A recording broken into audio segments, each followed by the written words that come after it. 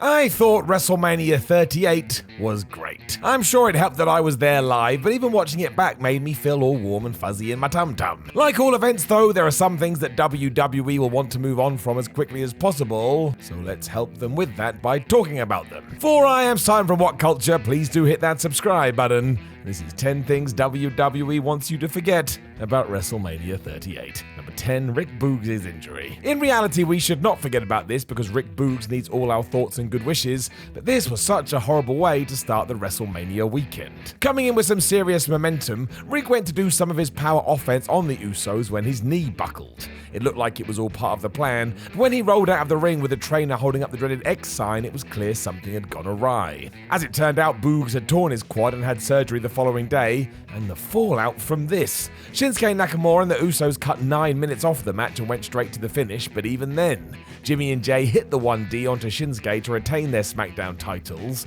but there's every chance we were going to do a championship change here and couldn't. I'm sure Rick would like to forget about this, but again, let's all send positive thoughts his way.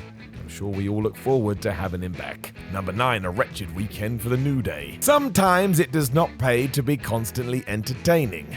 I can only assume that WWE knows no matter what they do with the New Day, they're going to be beloved, and therefore they had their match cut from WrestleMania Night 1. Rubbish. Now, thankfully, Mania is 2 nights these days, meaning there was time to get Kofi Kingston and Xavier Wood onto the show, but man, this did not go well. Their entrance took longer than the match itself because in 1 minute 44 seconds, Sheamus and Ridge Holland had defeated them. This sucked. It was even worse because of course the New Day were dedicating their performance to Big E, who had broken his neck during the build, and nobody should have to go through this.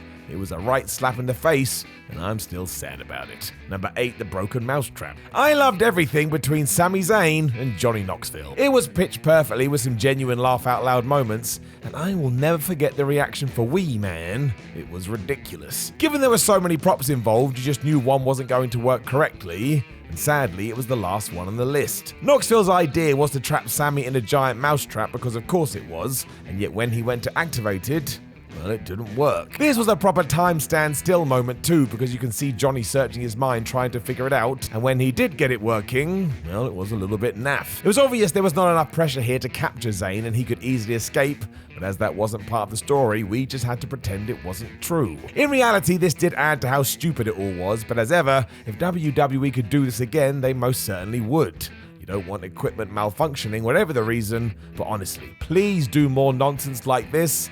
It was wonderful. Number 7, Gable Steveson's Odd Saturday. Everybody in AT&T Stadium thought this was weird, and that's because it was weird. I get WWE wanting to make a big deal of Gable Steveson as they have huge plans for the man, and what we did on Sunday was great. He threw Chad Gable around, showed off his power, celebrated with the good guys. Nice and simple stuff. But on the night prior, somebody thought it would be a good idea for Stephanie McMahon to walk out, introduce him, and then just leave. People in the crowd were audibly saying, "Let him speak, please, let him speak, oh speak." So when he didn't, it really fell flat, because what was the point? Thankfully, Sunday's home run came after this, so we actually did forget, but this was dumb. Although it won't be as dumb as when Chad Gable loses his first name completely, because I tell ya, it is going to happen. Number 6, Vince McMahon beats Pat McAfee. There is no point in me pretending otherwise. I thought this was genius, the definition of sports entertainment at its best. I mean, who actually thought that Vince McMahon was going to have a match with Pat McAfee at WrestleMania? Even when it leaked beforehand, we all fobbed off the idea because there was no way. And yet here he was, black tank top and all, ready to throw some truly hilarious clotheslines. I honestly think for a 76-year-old man he did himself proud, but yeah. Was there a need to have him pin McAfee, who had just given a tremendous account of himself against Austin Theory? No, not at all, but this was only ever going to go one way. It gets even funnier when you remember that McMahon has lost every single other time he stepped into the ring at Mania, but look, seconds later Steve Austin was out for the highlight of the weekend, and this whole segment was some of the best wrestling I've ever seen live. Number 5, the Steve Austin S-Bomb. As the story goes, when Steve Austin was rehearsing his WrestleMania entrance, he kept flipping the bird after climbing the ropes. Producers soon told him he couldn't do that because times had changed. Austin agreed, and then he did it anyway because of course he did. Therefore, it should come as no surprise on the night that when addressing Kevin Owens, Stone Cold called him a sack of shit. You could just see the scene in your mind's eye as producers went crazy backstage, and after the fact this word magically disappeared from any replays, but oh how I laughed. You do always run the risk with this as WWE is still a PG product, and I don't think we have anything to worry about.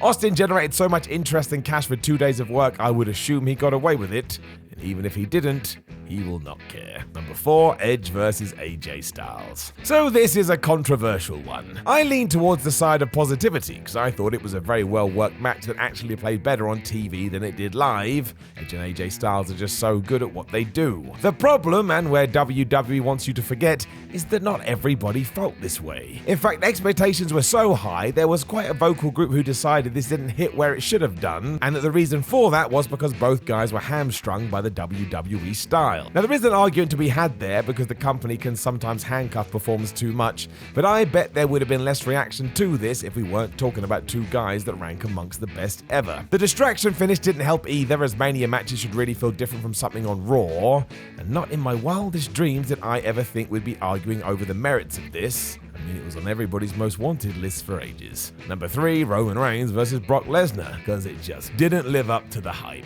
WWE had done a great job with the build to this, but when push came to shove, it fell into exactly the same pattern that Roman Reigns and Brock Lesnar always do. And that was fine, but on this night, fine wasn't going to cut it. The real issue was, in the weeks prior, Roman had started to act all paranoid about the Beast, and yet here all that fear is out the window and we just started to hit finishing moves. You could probably argue that they've just clashed too many times, but there definitely was some potential here to do something different and we didn't. I don't really get why. The winning spear also fell out of nowhere, which is not what you want from your Mania main event, so ultimately this just didn't hit. And that doesn't mean they didn't try, because they did, but still, it was middling at best. This was the main event of WrestleMania. Number 2, the wardrobe malfunction. I just want to say, it is beyond stupid that certain areas of the internet still jump on this in 2022. But yes, on the network there was a brief blackout as Charlotte Flair battled Ronda Rousey because some clothing went awry. I'm not going to say anything more about it because you know what I'm talking about, but of course WWE would want you to forget about this. The end. Number 1, Stone Cold's Vince McMahon's stunner. Although I promise that I'm never going to forget about it. The equivalent of trying to plug anything in via USB, seeing Austin legitimately struggle to stun Vince McMahon was one of the best things I have ever seen in my life. It was made even better by the fact Stone Cold was laughing his ass off afterwards, and the whole thing was just a joy. Even McMahon himself got this, as it was reported he was totally fine with the botch as long as people found it entertaining, and I tell you, I really did. I mean, who wants a normal run-of-the-mill stunner when we can have this gem instead? The WWE production team also did a great job in making it look passable in after-the-fact videos, but seriously, what a damn moment, and I am never going to forget about it